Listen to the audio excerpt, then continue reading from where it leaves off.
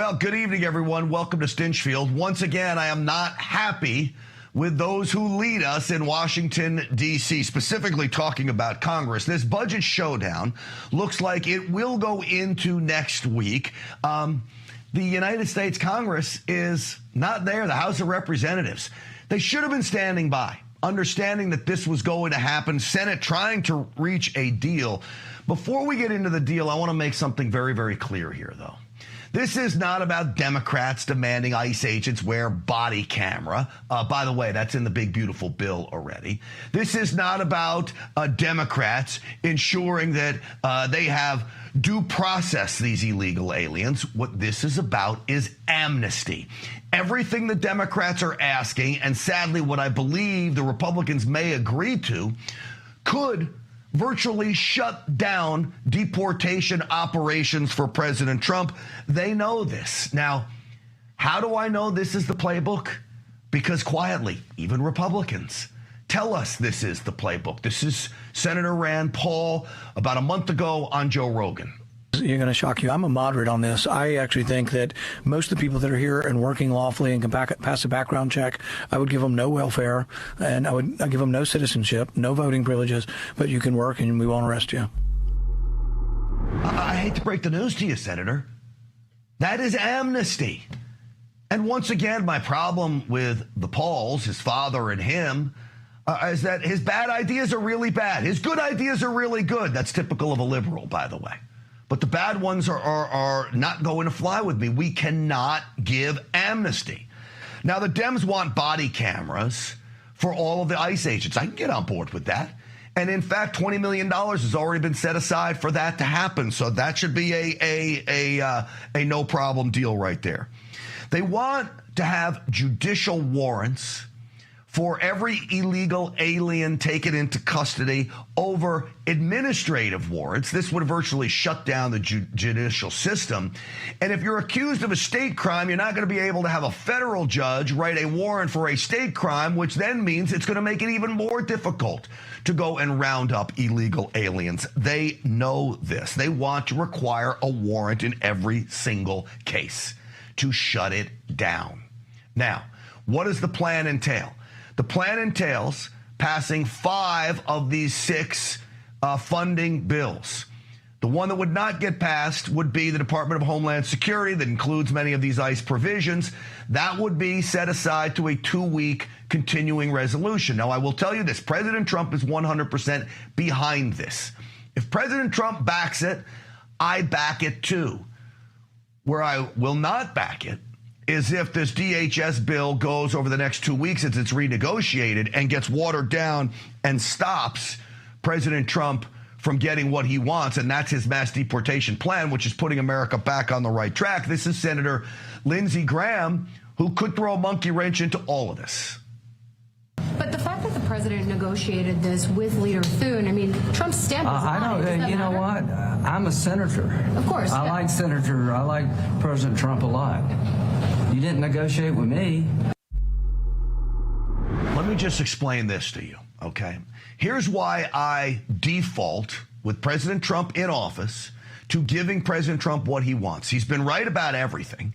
And in the end, mass deportation has worked. What have we seen? We've seen inflation comes down.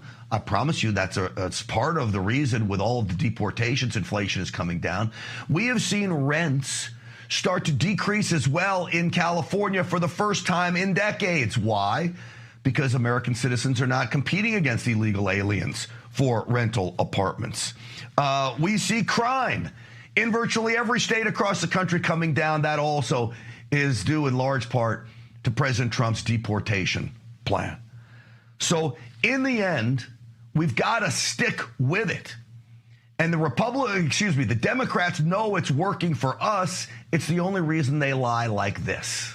ICE is not some special secret police that gets to rove around the country and claim that they own the streets and they get to push down citizens and shoot them in cold blood out in the street. We're just trying to get some constraints over ICE. I don't even wonder why I allow sound bites from her on this program. Again, all lies designed to gin up the violence among those blind liberal zombies that will take to the streets as soon as she calls for it, which she's doing right there, basically. Now, the problem with all of this is we had months and months and months to work this out. And again, we're down to the deadline. I actually believe they enjoy it. I do. I think both Republicans and Democrats alike, the uniparty in Washington, I think they love the drama for all of this. And who loses? The American people. That's who loses. Well, the American people lost a good one when he left the United States Congress. He's a good friend of mine from Texas, former congressman, now senior fellow for political statesmanship with the David Horowitz Freedom Center. My buddy Louis Gohmert is with us tonight. Louis, it's great to have you on the program. Always great to be with you, Grant. Thank you. Absolutely. What do you make of what's going down there? What's your biggest concern of coming out the other side of this? Well, you did a great analysis, Grant. But of course, people would come to me in Congress and go, tell us what's the history of all this? Hey, this goes back to 2011. This is exactly what John Boehner did. President Trump has been doing exactly what he said he would do. And, Democrats know that if they can just monkey these things up, that they can stop the deportations. And there's a lot in this bill. There's a lot they're wanting to do that, just as you said, will stop the deportations. So back in 2011, we had just had this huge, massive conservative wave election, if you remember, in November 2010. And what do? Boehner separates out Homeland Security from the rest of the funding bills and says, we'll do that separately. The Democrats are willing to do that. And that way it'll force them to agree. I got up and said, are you crazy? That's the one they don't care about funding. We will have no leverage with them if you fund everything, all these socialist ideas. You're going to fund them and leave Homeland Security unfunded, and that's what's going to happen in 2 weeks. We're going to be begging them, and they're going to be coming forward with all these socialist new ideas. Okay, you fund this, that, and the other, and then we'll think about funding Homeland Security, because that's not something they really want to fund, and they will have Republicans over a barrel. But there are, as you've noted, there are some Republicans that would just be okay if we don't do big deportations. So, but that's just where this is going. Let me ask you, because when you were in Congress, you were such a strategic thinker, such a strong voice for real conservatives in America. What would you be recommending they do here? How should they handle this? Well, you leave them all together. You leave them all together and say, this has all got to be passed in one package. And you don't allow the one thing that Democrats don't want to fund to be separated out. You do it in one package and negotiate the whole thing together. And, you may have to give some give and take to make that happen, but that'll be a whole lot better than separating out the one thing they don't want to fund and then having to negotiate that.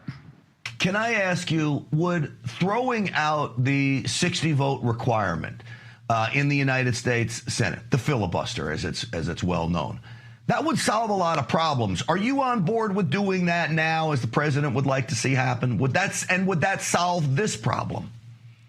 Grant, I've had a lot of mixed emotions about that over the years, and I just feel certain that when the Democrats take the majority again, they'll do just what they did when they got the majority last time. They threw out the 60-vote requirement on confirmations, and I feel like they'll do that very thing when they get the majority again. God help us. So Why not do it now?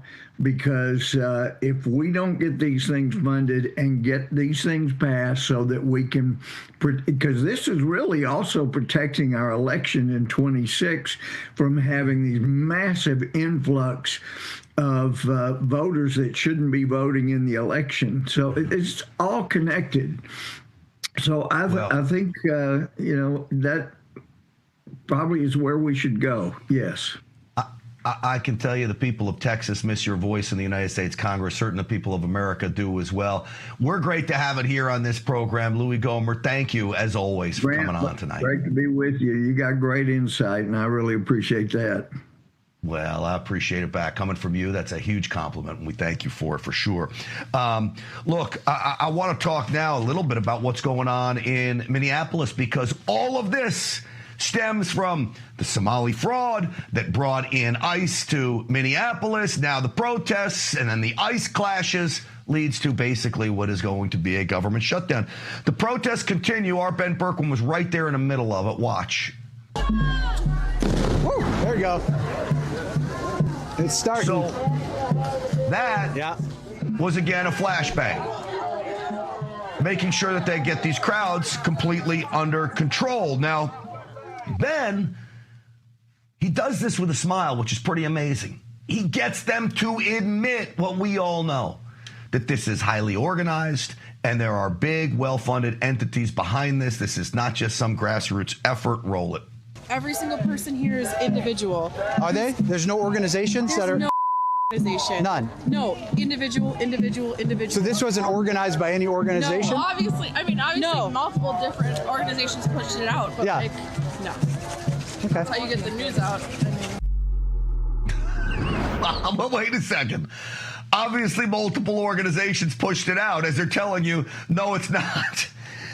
They're dumb. I'm telling you, they are blind liberal zombies. Maybe robots. Watch. We don't cooperate with agitators. We don't cooperate with agitators. Where are you guys from? We don't cooperate with agitators. Okay. Nobody. So just so you guys can see, this is reporting. This is agitating. They don't talk to agitators, as Ben is an agitator. And literally, you're watching them there, and then they're the ones calling for literally the murdering of ICE agents. Okay, now, how ironic is that they call Ben an agitator who literally wants peace on the streets of every city in America? Here's Ben again. But this is the message. There is no compromise anymore. This is what they want. They want to kill ICE. They're loud and proud about it. And unfortunately, you have people like her that's more worried about me interfering and offending somebody at this so-called memorial, virtue signaling memorial, than they are about actually protecting their community, where this somehow is acceptable language.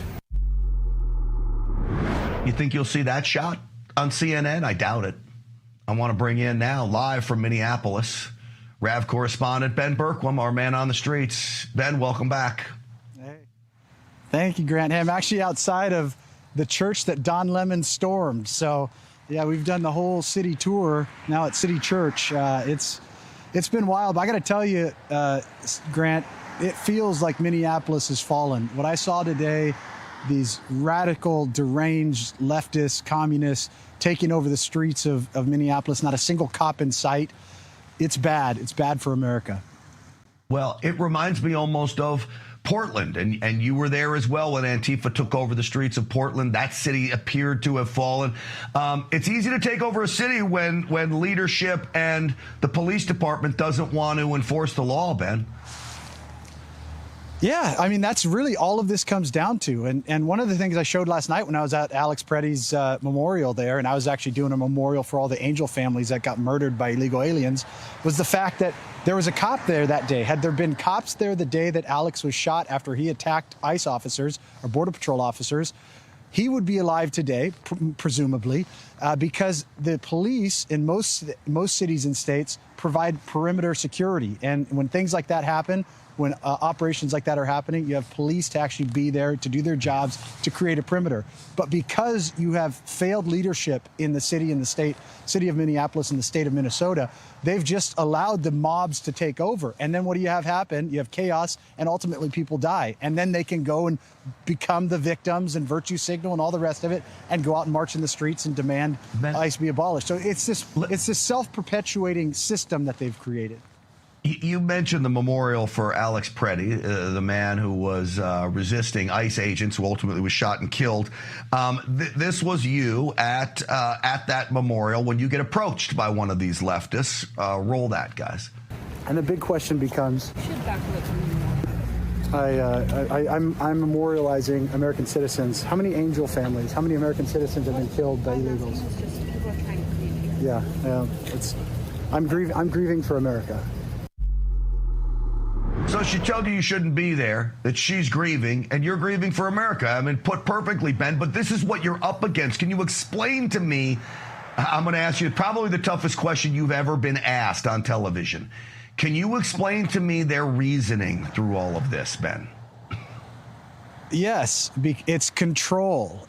We create spaces, so-called safe spaces that we control. And if you do anything outside of our parameters of what's acceptable in these spaces, then you are illegitimate. You need to be handled. And in many cases, like we saw today, violence is tolerated. So if you show up to one of these things that they've taken over, and you see this with BLM, George Floyd, not far away from where we're at right now, all of that stemmed from here, and it's all about control. So this happens, we can now use this figure. They don't actually care about Alex Preddy. They care about being able to use him as a symbol, just like you heard Senator Warnock talk about. Use him as a symbol for their attacks, their further attacks. They loved when George Floyd got murdered, because then they could go out and burn down cities. The same thing with Renee Good and Alex Preddy. They do not care about these people. They just use them to control people. You, my friend, are spot on. And just be safe out there, and I appreciate that. And when the folks hear what I'm going to show you, I'm going to prove Ben exactly right. Ben, thank you for coming on tonight, and I mean it when I tell you be safe. Will do. Thank you, sir. Absolutely. So Ben talked about these people are being used. I call them, they're being used as sacrificial lambs. This is from Cam Higbee. He's a great independent journalist. He's been inside the Signal chats. This is a Signal chat, basically, throw it up on the screen, guys, basically telling people to go out there and use yourself as a pawn. It says another murder, a prolonged and escalating abduction attempt could lead to flashpoints. They think this is a good thing. Here's the next one. These possibilities are dangerous, but they are also sites at which we can escalate our resistance and inspire people into taking more militant, organized action. What they want is for their followers to ultimately be killed, and they can use them as a sacrificial lamb to create more riots and more chaos. They don't care about the people, folks. They really don't. Ben had mentioned Don Lemon. I want to mention Don Lemon. He was arrested today. Now, I've had mixed feelings about the arrest of Don Lemon today, because when another administration comes in, I don't want them arresting Ben Bergquam for following conservatives to a protest. Conservatives don't riot. They don't disrupt it like leftists do. But that's one of my main concerns, except when I get into this case and really start to break down what Don Lemon did. He went from being an active observer, even a biased journalist. It may not be right to be a journalist who's biased, but it's not illegal. But he went from that to being an active participant, and I believe even a planner. This is the argument of the government, that when you plan this disruption, this terrorizing of a church, which violates 2 federal statutes, by the way, then you put yourself in a position of being arrested. This is Deputy Attorney General Todd Blanche being asked about the arrest today. And to follow up on that, do you have a reaction to the arrest of Don Lemon overnight? Do I have a reaction to what? To Don Lemon's arrest overnight. Do I have a reaction to it? I don't know what that means. What are you looking for me to do? Jump up and down? No, I don't have a reaction to it. I don't know that the charges are unsealed yet. Well, look, so he was arrested, and I have a reaction to it. Don Lemon, you need to not be an active participant, a planner in all of this, engaging in the crime as it was committed, as I see it. Now, here is proof of that. Go back to Don Lemon's own videos that shows he was more than just videotaping what was happening. The operation that they're doing today, it's important to have allies, as they said, white allies here. So that is what I could say. I turned our camera off of them because they're giving some critical information here. But there we go. Everybody's ready to go. So he turned the camera off. They're giving critical information, which tells me he knew what they were about to do. It is clear to me that you go bust open a church and disrupt proceedings, scare people in there. You have to know that that is a crime. Now, that also shows that he had prior knowledge of all of this. Here's another one of Don Lemon's own videos that prove that he was part of all of this, in my opinion. These are resistance protesters. They're planning an operation that we're going to follow them on. I can't tell you exactly what they're doing, but it's called Operation Pull Up. And it's Takima Armstrong, and she has been doing this since George Floyd, Dante Wright, and others, where they surprise people, catch them off guard, and hold them to account. And so that's what we're doing here. Hold them to account? So you knew exactly what they were going to do when you went into that church. That's not a protest. That's not using your voice. Holding someone to account is like holding someone hostage. Now, I will defend Don Lemon for some of his speech in that video, just because I don't agree with it. I think he's a complete a-hole, quite frankly. I think he's a leftist, anti-American jerk, is what I think of Don Lemon. And I'm sure he thinks the same of me. He's free to say it. So am I. He's also free to say something like this. And there's a certain degree of entitlement. I think people who are, in the religious groups like that, it's not the type of Christianity that I practice, but I think that they're entitled, and that entitlement comes from a supremacy, a white supremacy. He can have that bias. He's wrong, but he can have that bias. No problem. He's not going to be charged for having those opinions, even though they're outrageous, wrong, and brutal, and all of those things.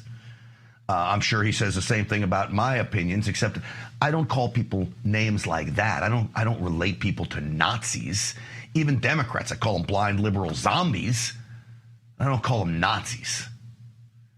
Sadly, many of them are turning into rioters, disruptors, and in many cases, murderers. That is a fact. All right. Here's who he defends. Here's who the left defends. Take a look at this mugshot.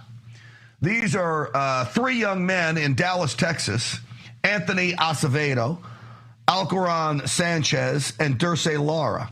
We're told by police they're all illegal aliens. They have been arrested for what? Take a look. Firing guns off a very popular bridge in Dallas, Texas, just west of downtown. I've walked that bridge. I've ridden in my car over that bridge. Apparently they were firing at a family in one of those cars. They're here illegally. They are now being held on ICE detainers. If you're so stupid to videotape yourself firing guns at people from a bridge that you could have killed somebody, praise Jesus, no one died.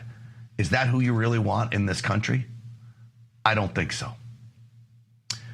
All right, folks, whether it comes in the form of a crippling winter storm or a pandemic or something much more mundane like a tick bite, you and your family need to be prepared.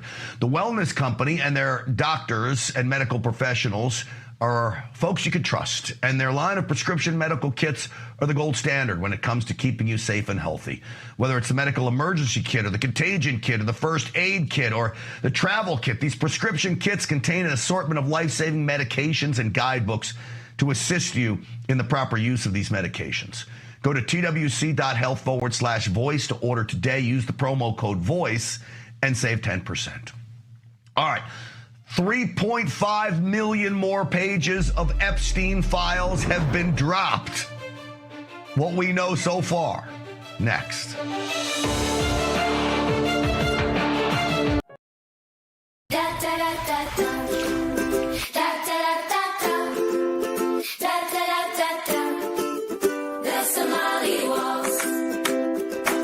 Minnesota's headlines are getting wild. Tim Walz and Ilhan Omar are being accused of massive fraud, and it's so bad, all you can do is laugh at this point. So from Real America's Music, the label that brought you the #1 hit, Anthem of the Free, comes a brand new song from singer-songwriter Natasha Owens, The Somali Waltz. Let's make the music industry mad and run this to #1. Scan the QR code or search The Somali Waltz on iTunes and buy it right now. The Somali Waltz, available everywhere.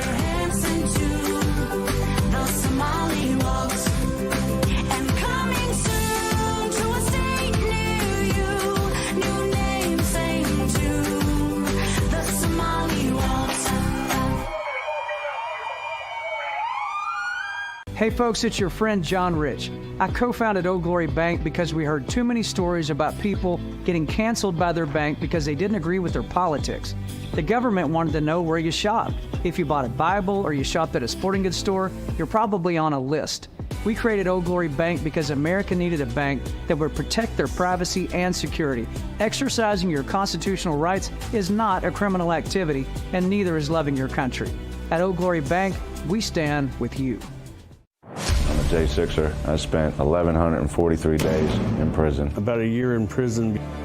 We were prosecuted, persecuted. J6ers have been treated like terrorists. And we need your help. Stand in the Gap was founded to stand in the gap for J6ers working to rebuild their lives after being incarcerated. For just $10 or more, you can help these patriots get back on their feet again. Every dollar you give is being matched up to $50,000. Go now to j6support.com and donate today. My name is Sandy Zeiss. Rav is the greatest for me because I live alone, and when I'm watching in the morning, have my coffee, I feel like I'm talking with family.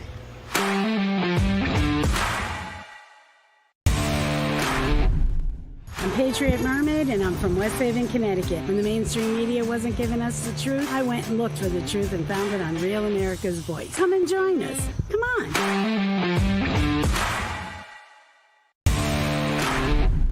Hi, I'm Bridgie, and why do I love Rav? Well, even out here in the cornfields of Iowa, I still need news I can depend on. That is Real America's Voice.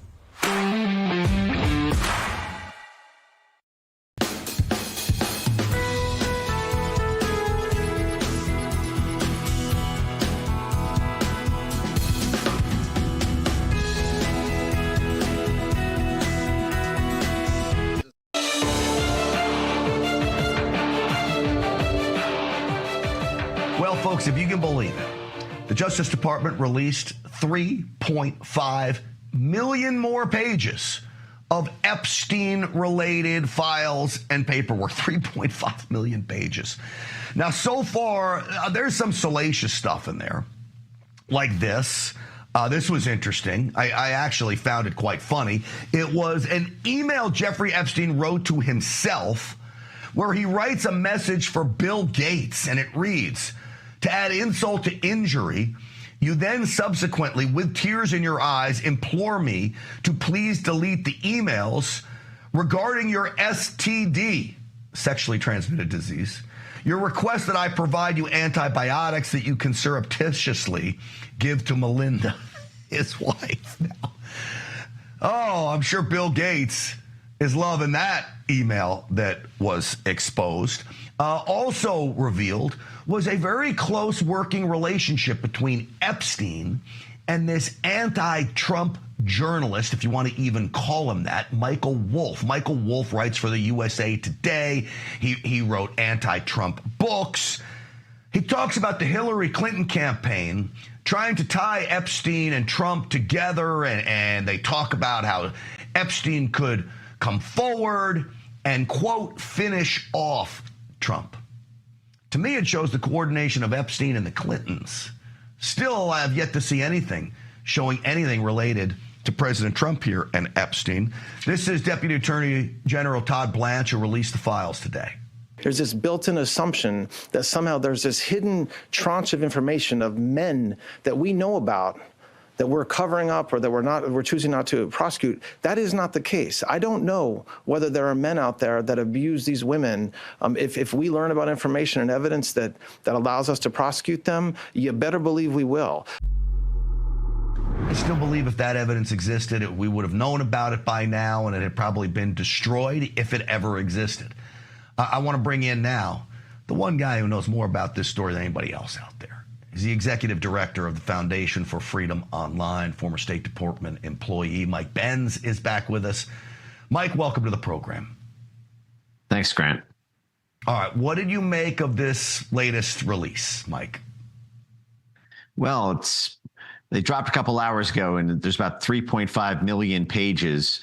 So, interestingly, there's a debate about whether enough pages have been disclosed today, because there's about almost 6 million pages that are in the sum total universe of what the FBI said that it had. And there's a question that the left is asking about whether the 2.5 million pages that are not evidently released, if they contain the real damaging stuff. This is the Epstein hot potato. Obviously, there's enough to chew on just in what we've seen. There's no way to go over that volume in just a business day. But the fact is the left is obviously using some of the things, the emails about Howard Lutnick and Elon Musk, and these allegations about Donald Trump that are made by unnamed informants, CHS's confidential human informants.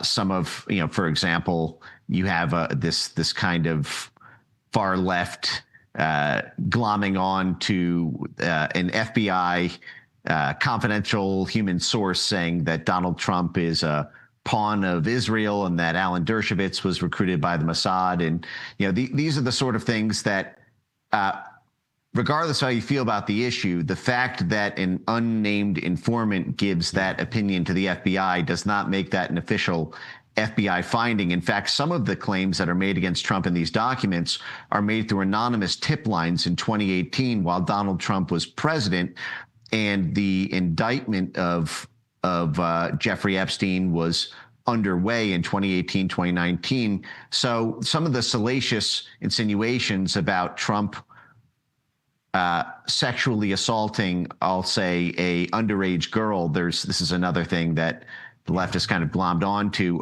could have been made through leftists who had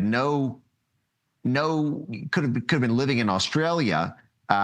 Simply wanted to drop a tip that could hurt the sitting U.S. president. So it's important that what you see that someone tells the FBI in a document here does not mean that it is a true thing and an FBI file proving it just because someone said it and it's in an FBI file. Well, look, we learned that with the Steele dossier and the Russian collusion hoax, that just because it's in an FBI file doesn't make it true. And these anonymous sources, it's par for the course that they would file these types of allegations.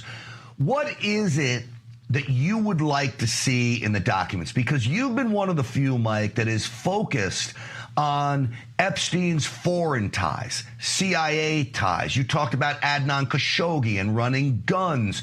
Do you think there may be anything, and I know it's only a few hours, you can't go through 3.5 million pages, anything that would lend credibility to the things you've been shedding light on?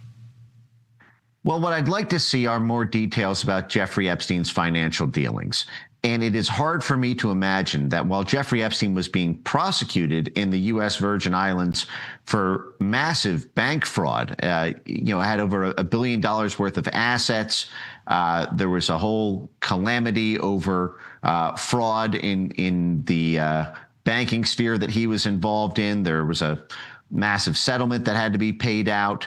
And the details of that financial audit are things that I think really need to be plugged in, because it's my personal opinion on the basis of having looked at this for many years, that Jeffrey Epstein was plugged in very early in his career, back when he was at Bear Stearns, which means JP Morgan, which acquired it in 2008, would hold his personnel record, was involved on deals that were geopolitically sensitive, involving the U.S., Saudi Arabia, Israel, and the United Kingdom, with a little bit of France in there as well, and a couple other Middle Eastern kind of Arab Sheikh type groups that were all participating in this early post-CIA reform soup called the Safari Club, which used what at the time what had grown to be one of the world's biggest banks, BCCI, that became embroiled in a giant 10-year scandal. That scandal was covered up and pardons were issued by no less than Bill Barr in the 1990s, and the chief FBI guy who covered up the investigation and tried to block any disclosures about the CIA's role in BCCI was no less than Bob Mueller in the 1980s. These are the very characters who would effectively be the special prosecutor and the attorney general when Jeffrey Epstein died, who would have been privy to, at that time, Jeffrey Epstein's intelligence network 40 years earlier. So, this is, I would like to see, to show good faith, some declaration by our spy agencies that they have diligenced this. I've been calling repeatedly for a CIA name trace to be declassified. It is, in my view, impossible that the CIA did not run a name trace in 2019 when Alex Acosta, the labor secretary, when Vicky Ward published an alleged statement that he had belonged to intelligence. I have seen hundreds of declassified CIA name traces that you can simply find, in national security archives online, where if Jim Jones is mentioned in the news, if Martin Luther King is mentioned, the CIA runs a name trace to see, hey, is he one of ours? This would be an appropriate time to open your palms and end these conspiracy theories by giving a firm yes or no. Well, there's no reason why they can't do that. Jeffrey Epstein is clearly dead right now, so you don't have the risk of him being upset about it. To me, I don't know if we'll ever know the full story, Mike Benz. I think you're the one that's closest to it right now, but I'm not sure we ever get the full details. Last word, 15, 30 seconds, if you can. What it may require, because all of these disclosures are forced by a bill from Thomas Massie that passed 426-1 for the Justice Department side of these disclosures. It is my view that the files around Epstein's intelligence ties are not held at DOJ. It may take a separate legislative bill to coerce disclosures from our intelligence agencies, which was how we got the JFK files in the 1990s, right, when Congress passed a bill forcing the CIA to begin disclosing JFK files. That may be the next step if these files are insufficient. You nailed it. That's where we got to go, and Congress has to step in and force the CIA to release those files. That's probably spot on, as always. Mike Benz, it's great to see you. Thank you for coming on tonight. Thanks, Grant. Absolutely. Big thanks to Mike. I know he went out of his way to make time for us tonight, and we always appreciate him coming on. All right, up next, Tulsi Gabbard at Fulton County, Georgia. She was at that raid. What is the Director of National Intelligence presence there? What does it mean? We'll talk about it next.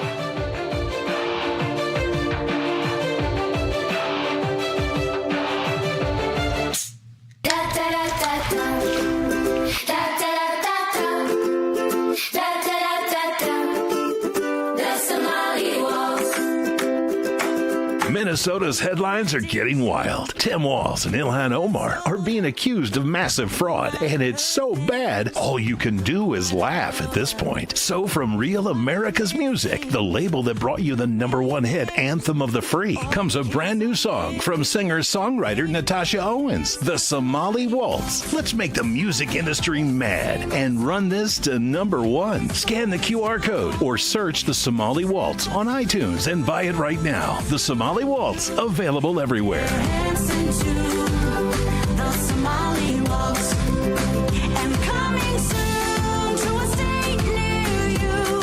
New name, say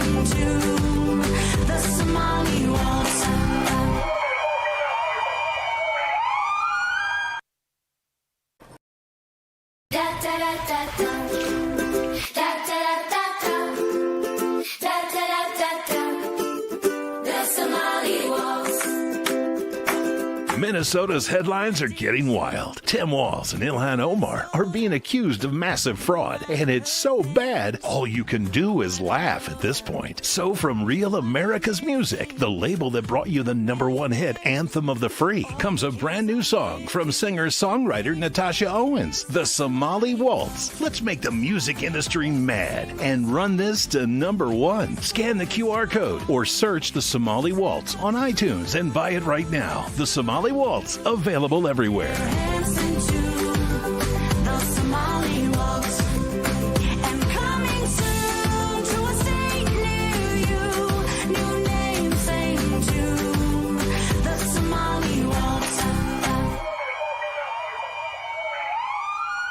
Hey folks, it's your friend John Rich. I co-founded Old Glory Bank because we heard too many stories about people getting canceled by their bank because they didn't agree with their politics.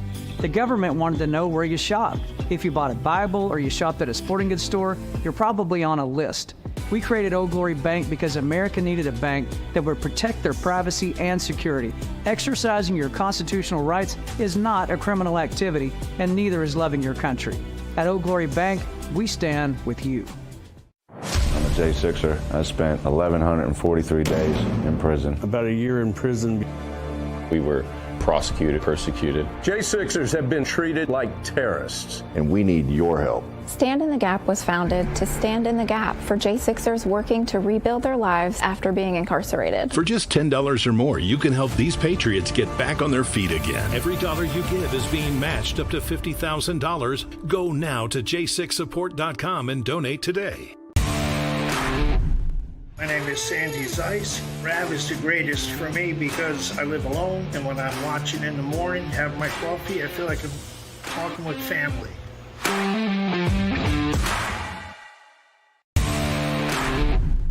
I'm Patriot Mermaid, and I'm from West Haven, Connecticut. When the mainstream media wasn't giving us the truth, I went and looked for the truth and found it on Real America's Voice. Come and join us. Come on.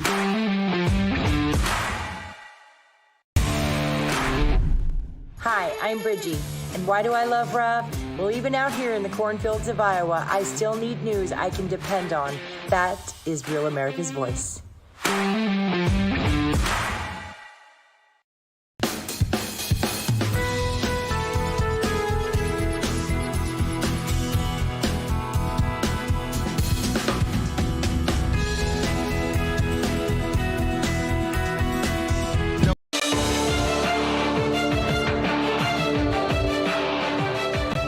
Everyone, we're going to talk about the story that none of the mainstream media outlets are talking about. That's the FBI raid on the Fulton County, Georgia elections administrator's warehouse. And they're taking in of who knows how many documents. The director of national intelligence, Tulsi Gabbard, we learned, was on the ground there as she gets to the bottom of what happened in Fulton County in the 2020 election, which was ground zero for that stolen election from President Trump. I want to bring in now Fulton County Board of Registrations and Elections appointee, Jason Frazier, to the program. Jason, welcome to the program. We say appointee, but we're having problems getting you on, correct? It's been a problem for a while now. Yeah, I was nominated by the Fulton County GOP. I was actually nominated in 2023. The Fulton Board of Commissioners blocked my seat for the first time in Fulton County history. So we had a short lawsuit, and they ended up backfilling me with somebody else that they thought would be less controversial. Well, she's been a rock star. Julie Adams is doing a bang-up job. But then this time in 2025, they blocked both of us. I mean, she stays on the board until she's replaced, which we're not going to do. But my seat is sitting empty. It's been empty since July. So we've got a problem coming into these midterms with only one Republican on the board. This literally tells me they're afraid of what you could find if you go on to that elections board in Fulton County. You've already found some very interesting things. I'm going to put up a graphic and then get you to talk about it. 19 people registered to vote at one house in Fulton County. You had another house, a small one-story home, 139 people registered to vote there. And then 2 people registered to vote at a literal empty lot. That may be easier to explain than the other ones, but still problems. Jason, this goes deep. We are not close to being out of the woods when it comes to election integrity, are we? Not a chance. I mean, I've identified thousands of people at business addresses. I've turned in now 11,000 people registered more than once just in Fulton County alone. I mean, I've spent countless hours doing this. And in those addresses you saw on there, several of them I had already turned into Fulton County, and they left them on. So they are, at this point, knowingly allowing illegal votes to happen at some of these addresses. So they can't hide behind it and say it was just clerical errors. They know about it today. What would you like to see from the FBI? I mean, I thought it was just literally groundbreaking that they went in, they raided the warehouse, they took what they call evidence out of the warehouse. What would you like to see happen now? Is there any direction you want them to specifically go in? I think all of us down in Georgia, we just want the truth. We just want to know exactly what happened in 2020. How many people had their ballots double scanned? How many people moved out of state and came back and voted? How many people voted from illegal addresses? We just want the truth. Sometimes the cover-up is worse than the crime, and I think in this case, the crime and the cover-up were equally bad. We just need this to happen, and they need to move fast. Knowing the truth is certainly important, and then you can't go after the perpetrators without nailing down the truth. Is it important to you that we hold the people accountable for this responsible? Absolutely. I mean, that's been the biggest gap, is nobody has been held accountable in Georgia. And the chair of the Fulton County Board of Commissioners, he went on the news saying that I don't know why people are still talking about 2020. Everything was fine. Well, you know what? It wasn't fine. And if we don't investigate this, it repeated itself in 2022, 2024. It's going to repeat itself in 2026. You got to hold them accountable. Any gaps in the system have to be fixed. And that's the only way to move forward. You know, we know there was problems in Fulton County, Georgia. We know the issues in Milwaukee, Wisconsin. We know Detroit, Michigan. This is really a nationwide problem because it just takes a few counties to steal an election, as we saw in 2020. How widespread do you think this still is, Jason? And are we on the right track of getting this under control, or are we far off from having it under control nationally? I kind of view this as step one. I guess the other additional step one is the trying to get the voter rolls nationwide. The one great thing that'll happen when that occurs, and obviously the Georgia Secretary of State is blocking that at the moment, but I think at some point Harmeet Dillon is going to get the voter rolls nationwide, and then they can verify, did somebody move to Florida and they're still registered to vote in Georgia? We need them to be registered one time nationwide, and we need to go across, and where people don't have dates of birth and there's an error in their name, or they're registered 5 times, with a social security number, they can quickly verify that. Just clean up the rolls, one person, one vote nationwide. That's what we got to have. Certainly seems like common sense, and with today's technology, pretty easy to figure out. The SAVE Act as well, we get that passed, mandatory, show identification to vote, make sure you're an American citizen. That would help as well. Getting you on the board would also help in Fulton County. Jason Frazier, I talked before about patience. You were set to come on last night. We had the president talking at the debut of Melania. I wanted to say thank you for hanging out and, of course, coming back tonight. Absolutely. Thank you. It's been an honor. Absolutely. Thank you. Well, the honor is mine. All right. President Trump has named his pick for the next head of the Federal Reserve. What can we expect about that next?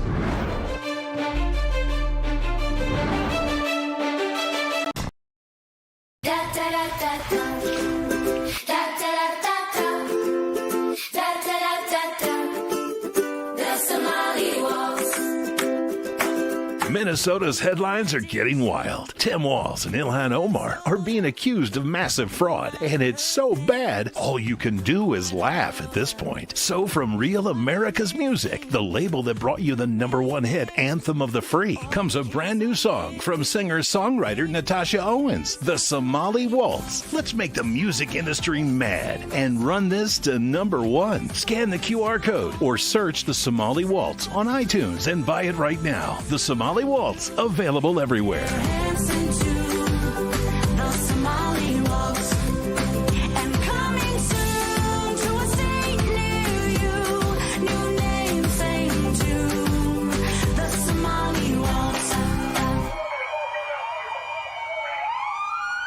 Hey folks, it's your friend John Rich. I co-founded Old Glory Bank because we heard too many stories about people getting canceled by their bank because they didn't agree with their politics. The government wanted to know where you shopped. If you bought a Bible or you shopped at a sporting goods store, you're probably on a list. We created Old Glory Bank because America needed a bank that would protect their privacy and security. Exercising your constitutional rights is not a criminal activity, and neither is loving your country. At Old Glory Bank, we stand with you. I'm a J6er. I spent 1,143 days in prison. About a year in prison.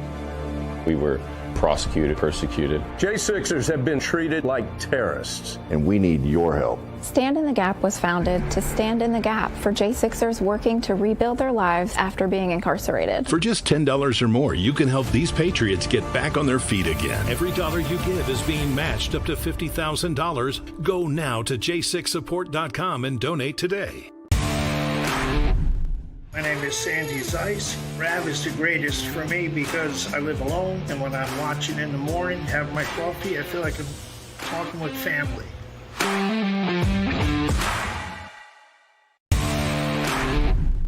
I'm Patriot Mermaid, and I'm from West Haven, Connecticut. When the mainstream media wasn't giving us the truth, I went and looked for the truth and found it on Real America's Voice. Come and join us. Come on.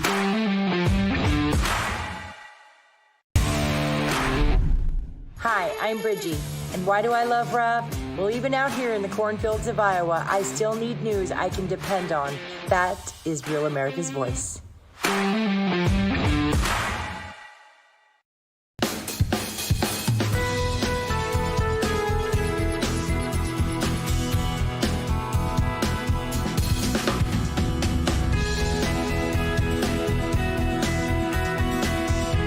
His voice is growing, and now it's all in one place. Introducing the new and improved Rav app, built for access, community, and choice, not paywalls. Here's the key. Rav is still free to watch. No sign-in, no membership required. Your favorite live streams, breaking coverage, and video on demand are all right there. Free, just like always. For the War Room Posse, we have to be a force multiplier on this. We have to stick the landing. In the White House, in the Oval Office, you're crushing it, my friend. And if you want more, the members section is your backstage pass. Get exclusive behind-the-scenes photos and videos, insider moments from the studio and the field, and early access to new content before it goes public. Members can also unlock special experiences like virtual meet and greets, member-only auctions, and select event access, plus commercial-free viewing of certain shows inside the app. It's not just an app, it's a community. Download the Rav app today. Find it in the App Store and Google Play.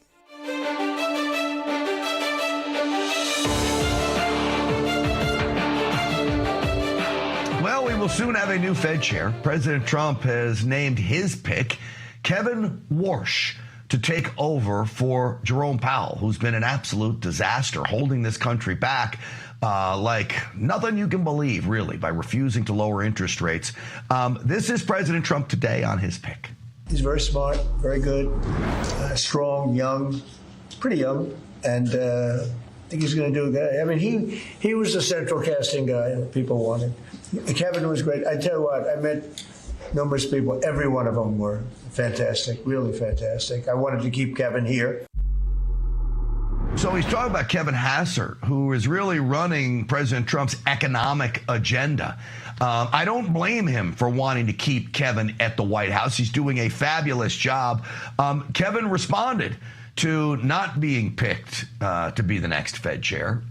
The economic team in this White House with Scott Bessent and Howard Lutnick and myself, I think we've been hitting on all cylinders, and it's a really bad time to change teams. You don't change quarterbacks when you're way ahead, and I really have high regard for Kevin, and we're going to put every effort that we have into getting him confirmed as soon as possible so that we can get the Fed moving in the right direction.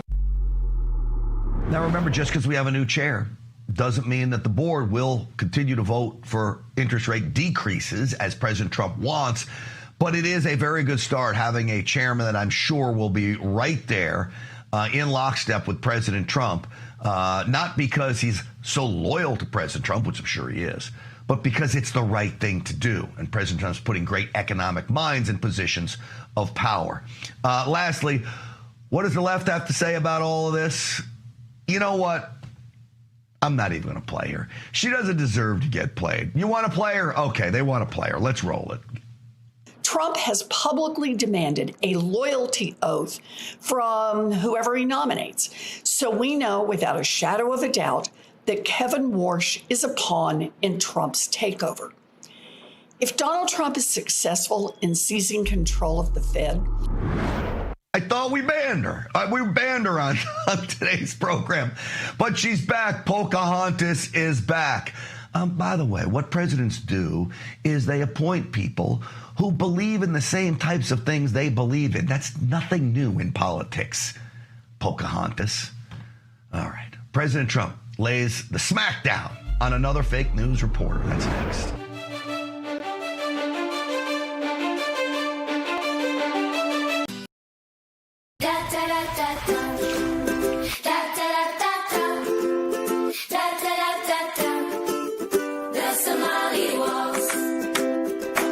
Minnesota's headlines are getting wild. Tim Walz and Ilhan Omar are being accused of massive fraud, and it's so bad, all you can do is laugh at this point. So from Real America's Music, the label that brought you the #1 hit, Anthem of the Free, comes a brand new song from singer-songwriter Natasha Owens, The Somali Waltz. Let's make the music industry mad and run this to #1. Scan the QR code or search The Somali Waltz on iTunes and buy it right now. The Somali Waltz, available everywhere.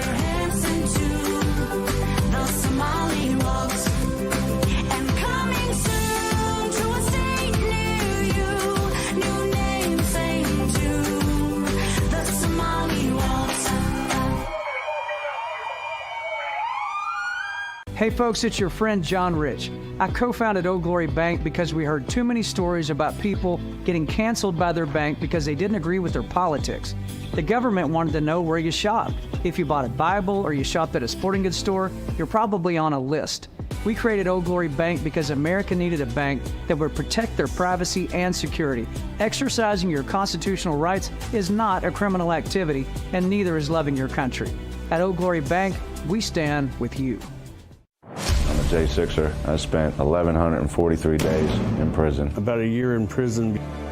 We were prosecuted, persecuted. J6ers have been treated like terrorists. And we need your help. Stand in the Gap was founded to stand in the gap for J6ers working to rebuild their lives after being incarcerated. For just $10 or more, you can help these patriots get back on their feet again. Every dollar you give is being matched up to $50,000. Go now to j6support.com and donate.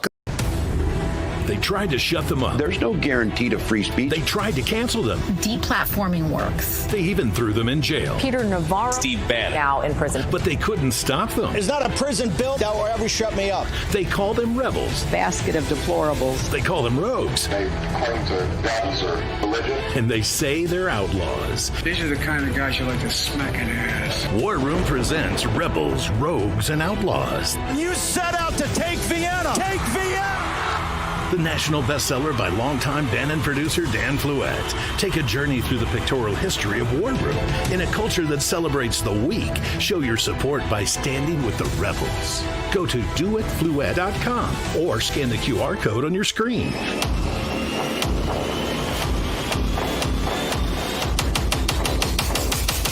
Use the code RAV20 for 20% off your order. Stand with the rebels and never back down.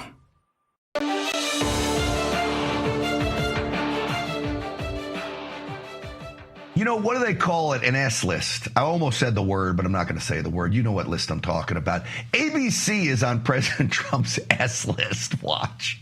Administration and the IRS. Why are you suing? Who are you with? I'm with ABC News. You're a loud person. Very loud. Let somebody else have a chance. Can you answer the question? Why are you suing IRS? ABC fake news. You're suing. Go ahead. I didn't call on you. Go ahead, please. Go ahead. Go ahead. Yeah. Do you think the upcoming ABC, by the way, is truly one of the worst. I love it. I am the president. Nobody talks to the president like that. ABC is truly one of the worst, and she's constantly loud like that. We ought to, you know what, we ought to sick like Benny Harmony on her and do an ambush interview at the White House. Do they do that? Like the RAV correspondent go after the mainstream